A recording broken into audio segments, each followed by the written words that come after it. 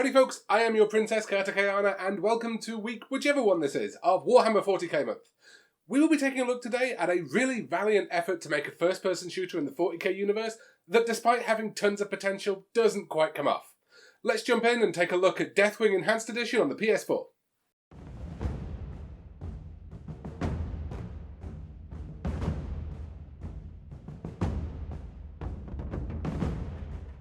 Now, first off, mouthful though the name is, we are indeed playing the Enhanced Edition of Deathwing, not that one, and we are playing on the PS4.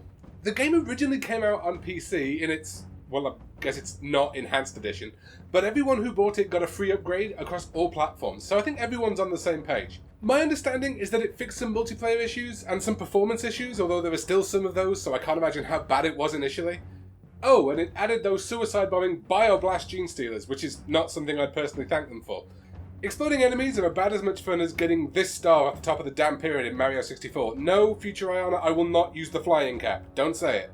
So I believe Deathwing is a tabletop product as well, but in case I'm wrong about that, and for those who haven't played it, a quick description. You're playing as a Space Marine librarian as part of a squad of 3. You are wandering through a Space Hulk, which is kind of like a giant floating junkyard in space, filled with aliens and stuff, and the general overall objective is to explore and find what you can find there. So you're controlling one of the characters, the other two are controlled as AI teammates, one is like a heavy weapons dude, the other one a medic. So I am going to sound quite negative on this game as this review goes forward, but there is a lot to like, so we'll do that first. The Space Hulk environment itself and the sound of the creatures scuttling around unseen, even the left-right plodding of your Marine's extremely heavy power-armoured feet, all look and sound incredible. The opening mission makes a really great first impression on that front. I love some of the little details here too, especially parts of your HUD constantly rebooting themselves because the software glitched. I've talked in other videos about loving the technological regression that's a constant theme for the Space Marines, and this here really gives you a sense that their technology is just barely holding itself together. Mind you, it'd be lovely if some of the details on the HUD were actually explained. See this orange bar here? No idea what it does. Goes up, goes down, seems to vary from mission to mission. I thought it might be an XP bar, but it doesn't seem to move consistently enough for that to be what it is.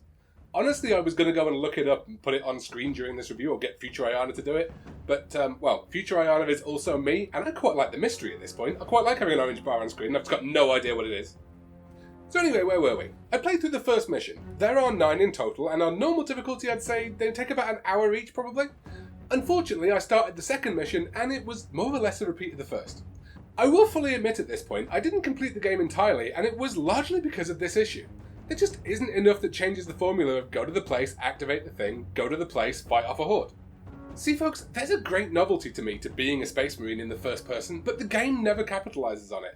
There isn't really much in the way of flavour text, although there's 1 or 2 things a mission, and the plot itself is so po-faced and serious, we never get into any of that Space Marine silliness that I love, or that kind of uber-fascist, pious finger-pointing that goes on in the dialogue of other games. It's just kind of meh. That said, there's some stuff here that could have made things really refreshing. First off, we have 3 different experience trees, though I'd be lying if I said I wanted any of these abilities particularly. Bonuses like 10% to your AI companion's armour just don't keep me interested.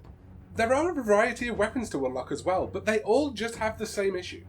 So, Space Marines, big chunky boys in big massive power armour. I've mentioned already that one of the best sound effects in the game is your big heavy feet just plodding along all these gantries.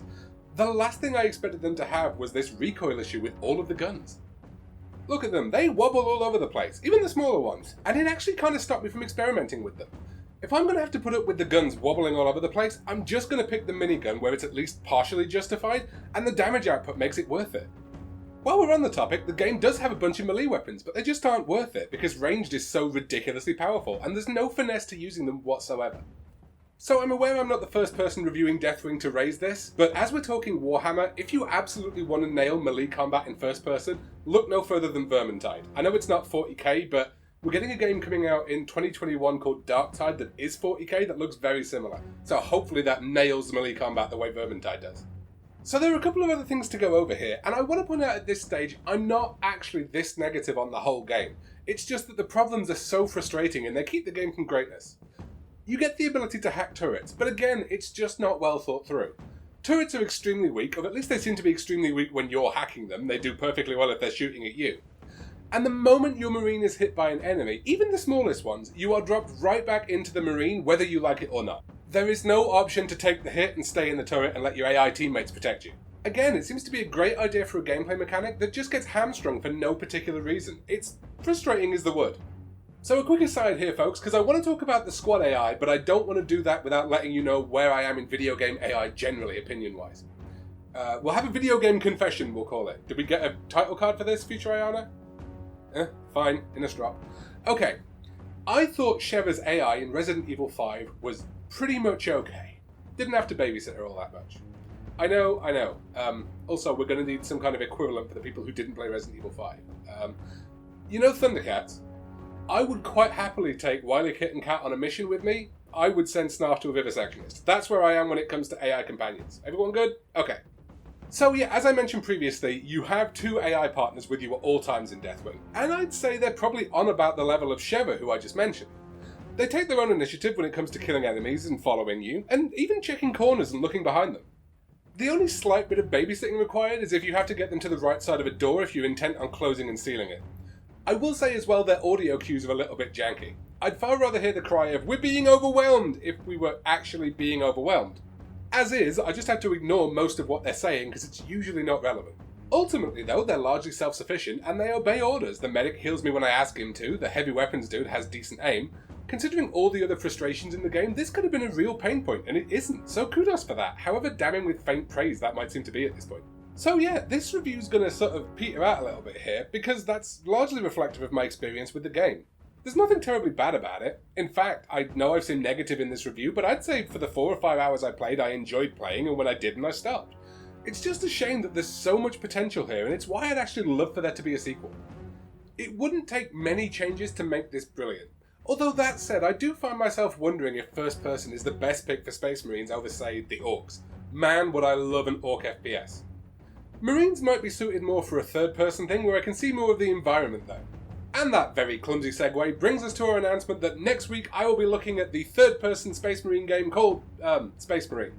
If you'd like to hear more wit of that caliber, please feel free to join me next week. I will see you all then. Until then, peace. I'm out.